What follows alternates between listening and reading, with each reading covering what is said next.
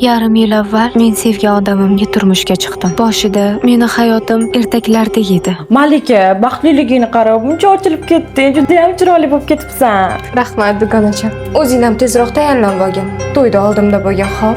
Bilasan-ku, Ravshan akam mashhur qo'shiqchilar. Bu nima deganing? Necha yillik o'rtog'ingman-ku, albatta yoningda bo'laman. Baxtli kunimda ota-onam oldimda yo'qligi bilinyapti. Unaqa dema Malika, men seni oldingdaman-ku, xafa bo'lma, xo'p? Rahmat dugonacham. Meni erim taniqli qo'shiqchi, u o'ziga to'q, boy va meni sevardi. Bilaman, ko'p ayollar meni o'rnimda bo'lishni xohlashardi. Ha, kuyov bola kelibdilar-yu, kutib qolmasinlar. Bo'pti, ko'rishamiz. Mayli, yaxshi yetib bor. Assalomu alaykum. Va alaykum assalom. Bugun ja boshqachasiz, ha? Yarashibdimi? Juda ham. Seni dunyodagi eng baxtli ayolga aylantiraman. Sizga ishonaman. Ishon menga. O'tir. Ketdik.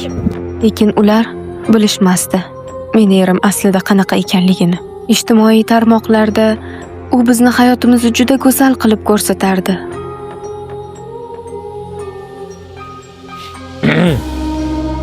Voy, assalomu alaykum. Va alaykum assalom.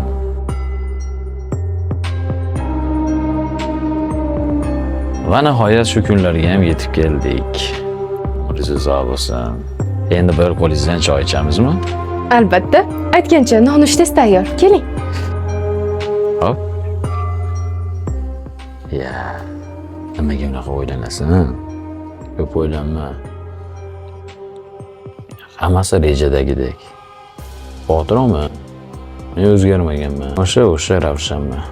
Men bugun vohliroq chiqaman. Hop, ko'rishamiz. Bo'pti.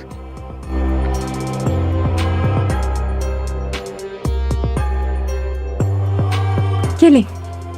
Oho.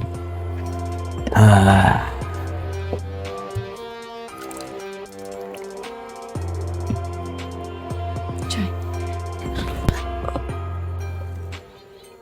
Uzr kechirasiz. Bilmay qoldim. Oy, ko'zingga qarasang bo'lmaydimi? Ahmoq. Bitta choy demay bilib qo'ya olmaysan. Lekin yopiq eshiklar ortida haqiqiy ujus ro'y beradi.